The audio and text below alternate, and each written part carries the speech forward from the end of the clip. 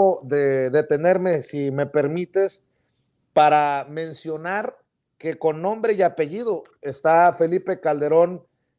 Hinojosa, expresidente de México, señalado como responsable del crimen de Estado por estas desapariciones forzadas, y Ulises Ruiz,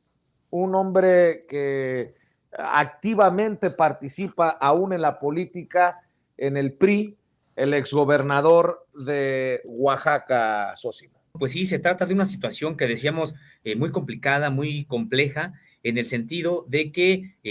a pesar de que las investigaciones han avanzado, tendremos que señalar algo, Vicente, en el sentido de que precisamente durante ya en este sexenio, precisamente fue cuando ya se pudo haber avanzado en estas investigaciones, gracias, decíamos, al empuje de las familias y de los abogados solidarios y de los defensores de derechos humanos.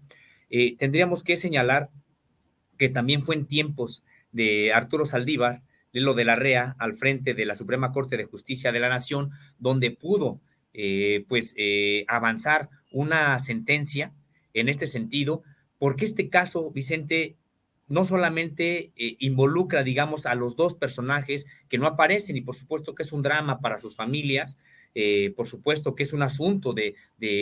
el que se tiene que hacer justicia, pero es que esto va a servir también de precedente para los demás casos de desaparición forzada que hay en México, por supuesto a los de la época de la guerra sucia o terrorismo de Estado en la década de los 70s, de los 80s, y al mismo tiempo incluso para desapariciones que no tienen que ver, digamos, con los movimientos sociales, sino que tienen que ver con desapariciones ejecutadas por ámbitos de la delincuencia organizada o situaciones similares. Pero sobre todo, decíamos, tiene que ver con este tipo de luchas, porque precisamente, Vicente, los cambios, los procesos democráticos que México poco a poco ha podido lograr, pues tienen que ver precisamente con este tipo de luchas, tienen que ver con este tipo de personas que en su momento pues encontraron como manera de buscar un cambio, una transformación en el propio país, y al ver la mayoría de los espacios cerrados, pues también los movimientos armados en este sentido. Podremos estar de acuerdo o no con ellos y podremos criticarlos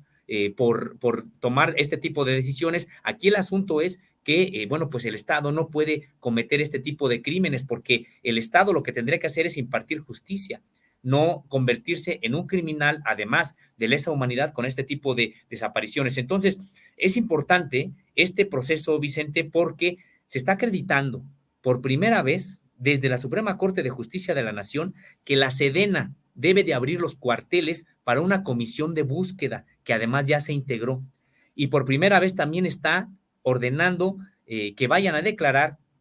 militares desde el rango de teniente coronel,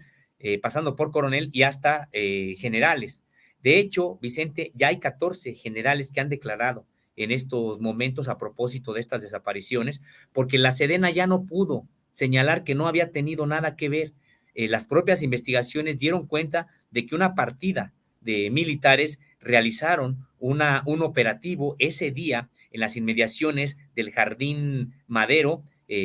contiguo a un hotel conocido como El Árbol, donde se generó un operativo y del cual no se dijo prácticamente nada, o se dijeron versiones falsas a los medios de comunicación, y había sido una falsa alarma, que no había pasado nada. Todo indica que pues se detuvo precisamente ahí a los integrantes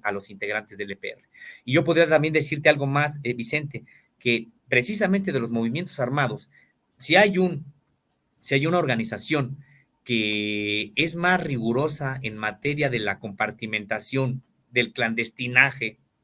de este tipo de actividades, pues es el EPR. Haber llegado hasta Gabriel Alberto Cruz Sánchez, que como te comentaba hace un momento, pues es hermano de Tiburcio Cruz Sánchez y está él en la cúpula de esta organización, pues no pudo haber sido un asunto de policías del estado de Oaxaca, como ahí se trató de reducir en ese momento las investigaciones. De hecho, hasta la fecha,